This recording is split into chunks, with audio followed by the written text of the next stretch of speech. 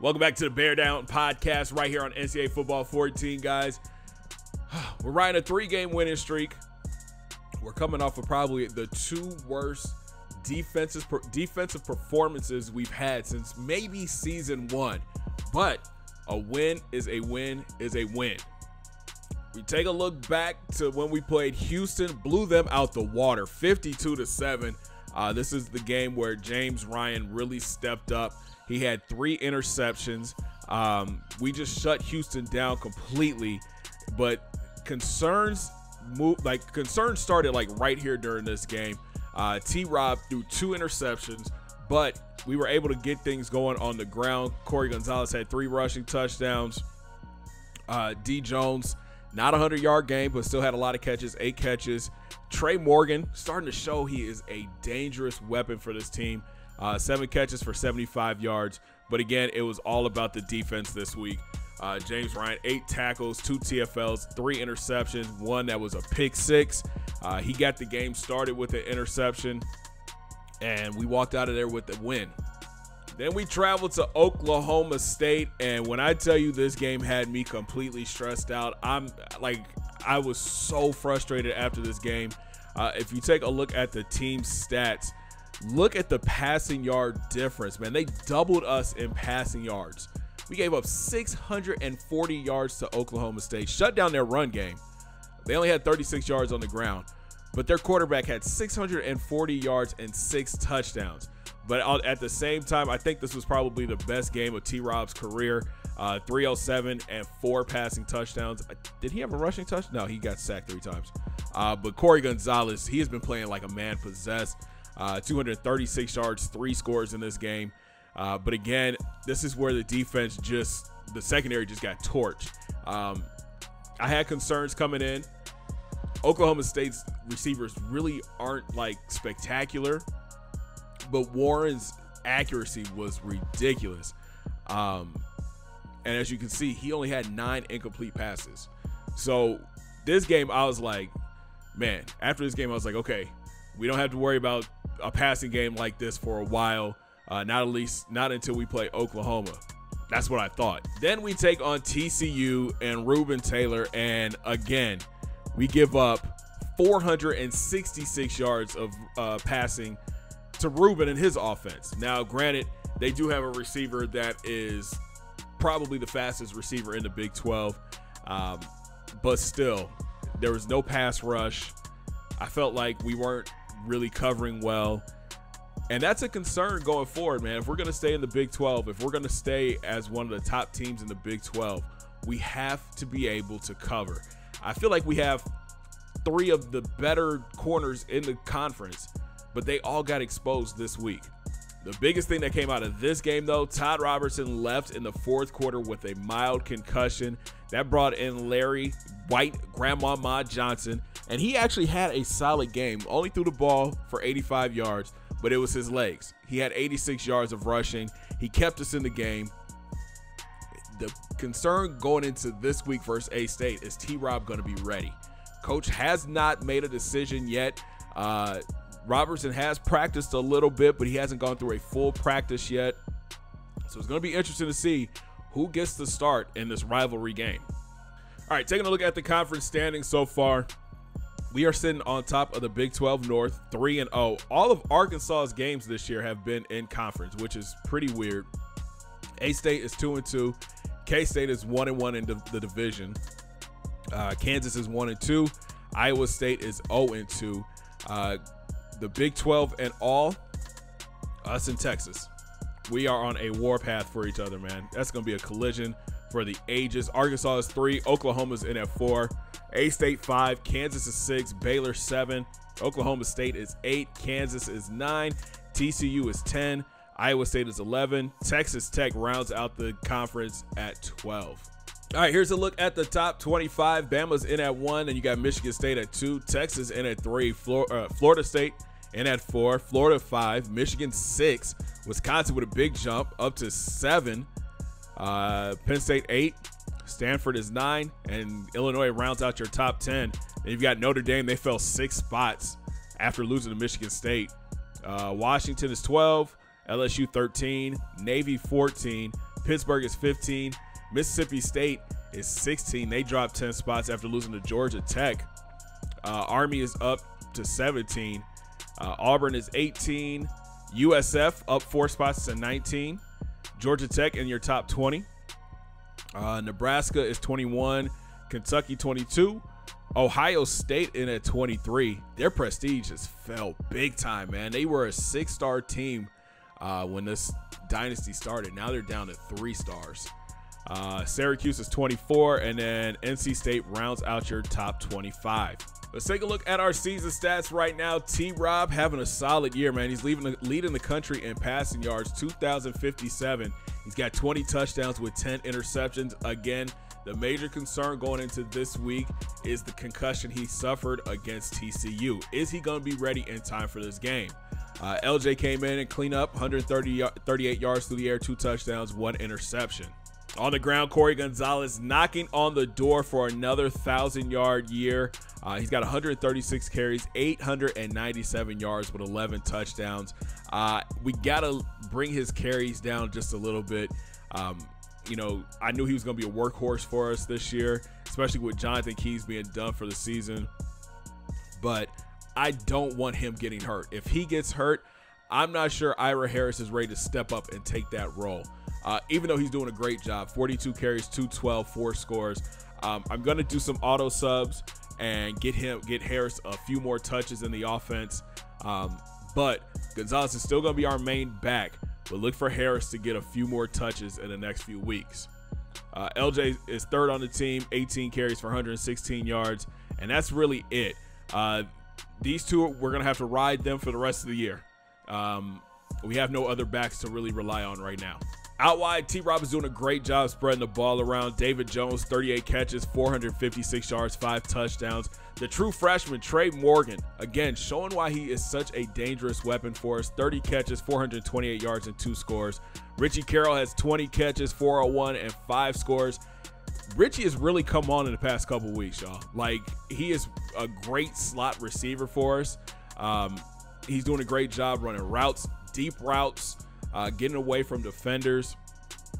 I'm really a big fan of Richie Carroll's. Marcus Brock, 20 catches, 214, and a touchdown. He's more of our possession guy. I want him to, you know, run those slant routes, run those in routes, out routes too. He's not going to kill you with breakaway speed, but we got to get him more touches, man. I think 20 is a solid number so far through the season. I want him to end somewhere in the 45 to 50 range by the end of the year. CG has caught 13 balls for 105 on the score. Ira Harris out of the backfield. Great weapon for us. 13 catches, 107 yards, 2 scores. But keep your eye on Tariq Larson. This kid is dangerous. He's the fastest receiver in this group, the most shifty, a great return man. 10 catches, 152, 2 scores. He's going to be a weapon for us. And you got Fred Foreman, 6 catches, 153, and 2 scores. DJ Ryan, 364 and 1 score. And Ty Hill, 231 and 1 score. James Alexander's down here too, 2 catches for 50 yards. So we do have a concern on the offensive line. It's at left guard with Eric Kirby. He's given up 7 sacks so far. I'm concerned that he can't carry his weight anymore. And Trey Simpson might have to step in and take over that role. Now, Kirby is a great run blocker, but his pass blocking has just been awful. And I high-key think it's his fault that T-Rob left the game last week with the concussion. I can't prove it. I can't prove that it was his block that led to the hit. But I really think because all the pressure has always come from that left side at that left guard position. So, you know, we might try Trey Simpson this week versus A-State to see how it goes. But I am concerned about that left guard spot. To the defensive side of the ball, we go. James Ryan leading the team with 34 tackles, 4 TFLs, a sack, and I think he has 3 interceptions on the season. James has really stepped his game up the past couple of weeks after Coach got on him. You know, I know there's a lot of off the field stuff that's going on with Ryan, but he stepped up, he's making plays, and he's starting to lead this team a lot more. Chauncey Kraft had a big senior year, 29 tackles, 2 TFLs and 2 interceptions. You got Mark Lawson, 24 tackles, with an interception. He's got to step up. All the corners have to step up this week. You got Lawson, Prince, and Davis. They all have to step up this week if we want to beat A-State. Kyle Butler's 23 tackles, 5 sacks. Mark Prince, 20 tackles on the year with an interception. Sean Brown, the true sophomore, great game versus TCU. Closed it out with that interception, 15 tackles and a pick. Mike Davis has 14 tackles and an interception. Jason Harris, we got this true freshman corner. Great coverage ability, but he is lacking in play rec. I need him to step up as well. He's our dime corner. Quarterbacks are starting to target him a lot more in the slot. Let's get it. Come on, man. Maybe I need to switch it up on defense, put him on the outside, and move somebody inside. Nate Johnson has 12 tackles on the year, and Corey Mark has 10. Sack department, Butler leads the way with 5. You got Mark with 3. Bo Reynolds has 2. Brian Charles, James Riley, and James Ryan each have 1. Turnover department, James Ryan has 3 picks. Chauncey has 2. Prince, Davis, Brown, and Lawson each have 1. We have forced 3 fumbles this year. We got James Riley, Tyson Kidd, and Chauncey Kraft, and we have recovered all 3, or 2 out of 3. All right, kicking game, Kelly Clark, 3 of 5 this year. We really haven't attempted too many field goals. You know, the 3 of 5, I wish he was a little bit better, but we'll make it work. He's perfect on extra points, though. Punt game, Jacob Williamson has such a strong leg. He took over the kickoff duty for us this year, and every kick so far has been a touchback, which is great. He's only punted the ball 4 times for almost 200 yards. Great average, almost 50 yards a kick, and he only has 1 that's inside the 20. To the return game, the loss of Jonathan Keys I thought was going to be a big deal for the return game, but Tariq Larson has really stepped up. 16 returns for 462 yards. Almost broke a couple of them against TCU, but he did get 1 in the punt game. He got 1 against TCU, 8 returns for 164 yards and a touchdown. I told you earlier, he's going to be a dangerous weapon for us, and he's only a redshirt freshman. I'm expecting bigger things from him the rest of the year in the return game. So as you can see, T-Rob leads the country with 2,057 yards through the air. We've got Corey Gonzalez second in the nation in rushing, 897 yards behind Notre Dame's Oliver. He's over 1,000 yards already. David Jones is 38th in receiving yards. I would love to see him move up that chart. But the wide receiver Barry that we faced from Oklahoma State, he leads the country 753 yards. Majority of that was against us. Defensively, James Ryan leads the country, 32 tackles. Kraft is 4th with 27. Kyle Butler's 5 sacks has him ranked 16th in the nation. Hart from San Jose State, he's got 9 sacks on the year. In the interception department, James Ryan is 13th with his 3 picks. The number 1 guy is Angle from South Alabama. He's got 5. To the recruiting trail we go. Big week of recruiting for our Black Bears. We landed a few prospects, big names too. Starting things off is Charles Stevens, a guard from Geneva, Alabama, 6'4", 289, the number 63 guard in this class, a 3-star prospect. And he comes in as a 70 overall, great run blocking traits, solid impact, decent pass blocking, great strength, just adding more depth to the already deep offensive line. I think he could come in, we can groom him for a couple years, and he should be able to start probably like his sophomore year. Here's a corner that we have added. This is Jonathan Thomas from St. Simons, Georgia, 6'1", 171, 3-star prospect. I think with this guy, I was leaning towards moving him to free safety. 93 speed, 93 acceleration, 83 zone coverage, 72 press, 78 man. He just can't tackle, so he'd be more of a coverage guy. The reason I'm thinking about moving him to corner or to safety is that zone coverage. My corners, I would love my corners to be more of a man coverage type, and I feel like this guy's fast enough to play safety, tall enough. I'm just more concerned about his tackling ability. Like Chauncey Kraft is probably the prototypical safety for our defense, but I think in certain situations you could put Jonathan Thomas in as a deep safety, and he'll be able to cover, parts of the field. We are losing David Jones to graduation this year, so we brought in Matt Turner from El Cajon, California, 6'4", 244, a 4-star prospect, the number 8 tight end in this class.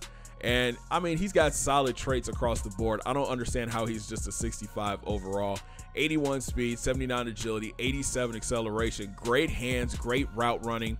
The blocking really isn't that strong, but that's okay. He's going to be a weapon for us in the future.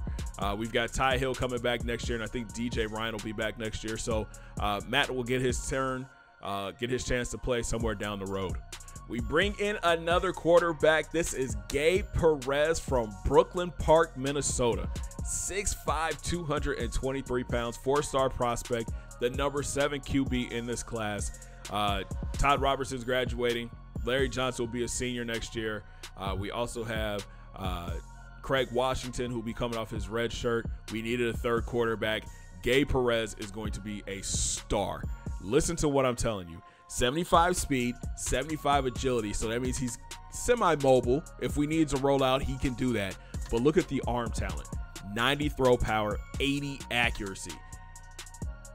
It's going to be a tough choice. We might have a 3 QB race again going into season 6 because Gabe Perez might push the already 2 quarterbacks that are on our roster for playing time next year. We get another offensive lineman here. This is Will Horn from Victoria, Texas, 6'7", 309, 4-star prospect, number 16 in this class. We beat out Texas A&M, LSU, Texas, and Nebraska for him, and he is going to be a great left tackle for us in the future. 85 pass block, 80 run block, 72 impact block, kind of low, but the strength is there, the acceleration is there. He's going to be a great left tackle for a few years. So to the top of the board we go. Nick Ginn, the free safety from Louisiana, 6'2", 173. If we pick him up, we're going to be excited to have him. This kid is a star in the making. 94 speed, 97 acceleration. He can tackle. The coverage ability not really there, but he's gonna hit you and hit you hard. He will probably take over that Chauncey Kraft spot or fight Sean Brown for it. And I'm excited. We've got the lead, but he's got a visit coming up to Auburn and Bama. He's got Bama, Florida, and Auburn still on his short list. But hopefully we can keep ourselves in this race going into either the offseason and we'll be able to put more points into him, or he just go ahead and chooses over all the rest of these whack teams. Outside linebacker Chris Johnson from Louisiana, 6'2", 212. Another guy we've got a lead for now over Texas, Mississippi State, TCU, and Southern Miss. Now the speed really isn't there. 80 speed, 75 agility, 91 acceleration, but he is a tackler and he can cover. He's got great zone coverage. So, we're trying to revamp this linebacker role with Tyson Kidd graduating. Chris Johnson could step in his freshman year and get some playing time. Here's a new player for you guys. This is Anthony Bryant from Allendale, South Carolina, 6', 227, a 3-star prospect. He's an athlete. I'm excited for him because he could play running back. 86 speed, 81 agility, 85 acceleration. He's got great route running, great release, can break tackles, got trucking, decent elusiveness, got a stiff arm, spin move, juke move, solid carrying, solid ball carrier vision.